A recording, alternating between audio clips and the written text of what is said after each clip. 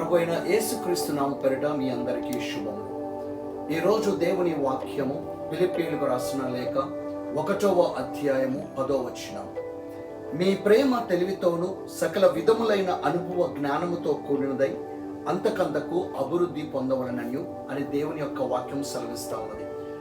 చూడండి, దేవుని ఆత్మ ఫలము ఏమనగా దేవుని ప్రేమ. పాత నిబంధనలో కూడా దేవుని ప్రేమ గురించి చెప్పబడి ఉన్నది, కొత్త నిబంధనలో కూడా దేవుని ప్రేమ గురించి చెప్పబడి ఉన్నది. అదే విధంగా రోమీల గ్రంథం 5:5లో దేవుని ఆత్మ ఆయన ప్రేమ చేత ఆయన కుమ్మరింపబడి ఉన్నదని దేవుని యొక్క వాక్యం సెలవిస్తా ఉన్నది. చూడండి, మనం అనేక సార్లు చాలా మందిని మనము ప్రేమతో ప్రేమిస్తూ ఉంటాం, నమ్ముతాం కూడా. మన పట్ల అనేక మంది ప్రేమ కలిగి ఉన్నట్టుగానే ఉంటారు, కానీ మనల్ని మోసం చేస్తూనే ఉంటారు. కొంతమంది మనల్ని ఇబ్బంది పెడుతూనే ఉంటారు. మనము ఎంత మంచి చేసినా ఎన్ని చేసినప్పటికి కూడా మనం మోసపోతూనే ఉంటాం. అందుకనే పరిశుద్ధాత్మ దేవుడు ఎందుకు మన ఆత్మలో మరి ప్రేమను కుమ్మరించి ఉన్నాడంటే మనము మోసపోకుండా ఉండాలని. అందుకనే తెలివి చేత ప్రేమ అనుదినము కూడా అది అభివృద్ధి చెందాలనే దేవుడు కోరుకుంటున్నాడు. ఒక్కొక్కసారి మన ఇంటి వారు మనల్ని మన ప్రేమలో మోసం చేస్తూ ఉంటారు. మన చుట్టూన్న వారు ఆ ప్రేమలో మోసం చేస్తూ ఉంటారు. తర్వాత బంధువులు ఆ ప్రేమలో మోసం చేస్తూ ఉంటారు. కుటుంబ సభ్యులు ఆ ప్రేమలో మోసం చేస్తూ ఉంటారు. వ్యాపారంలోనూ మన సొంత వాళ్ళని నమ్మి మన ప్రేమతో ఉన్న వారిని మనం మోసం చేస్తూ ఉంటారు. అందుకనే దేవుని యొక్క వాక్యము సెలవిస్తూ ఉన్నది ఏంటి అంటే, దేవుడిచ్చిన వాక్య ప్రకారం ఈ ప్రేమ తెలివితో అనుభవపూర్వకంగా ఉండాలి అంటున్నాడు. ఏదో ప్రేమ గుడ్డిది అని చెప్పేసి గుడ్డిగా పోవటం కాదండి.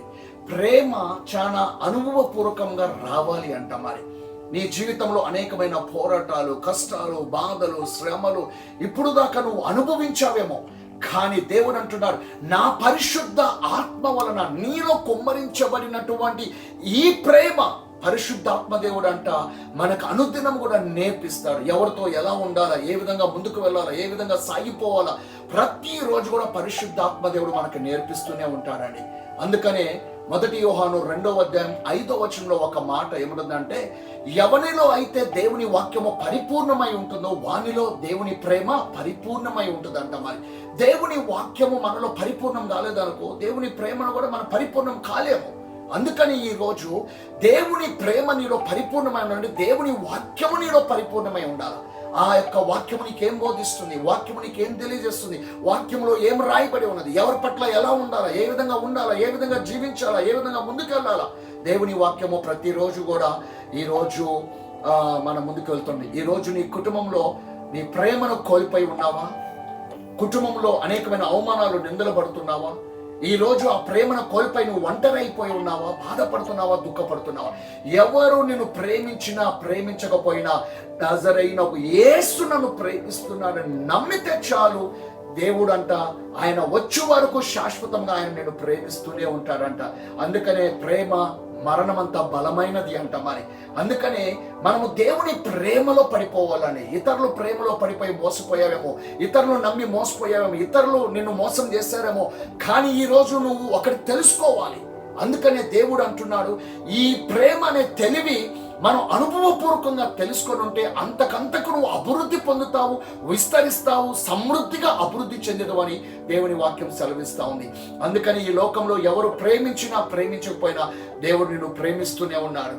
బిడ్డ, రా నా దగ్గరకి, ఈ లోకమంతటిని కూడా ప్రేమిస్తున్నాను అంటున్నాడు. మరి ఈ లోకమంతటిని కూడా నేను ప్రేమించడమే కాదు, నిన్ను ఆదరించువాడిని, ఓదార్చువాడిని, నీకు అన్నిటిలో ఆయన ప్రేమ ఇచ్చువాడంట. మరి అందుకని ఆయన ప్రేమ శాశ్వతమైనది, ఆయన ప్రేమ యుగ యుగములు ఉన్నది, ఆయన ప్రేమ అనేకమైన పాపములను కప్పును రాయబడి ఉన్నది.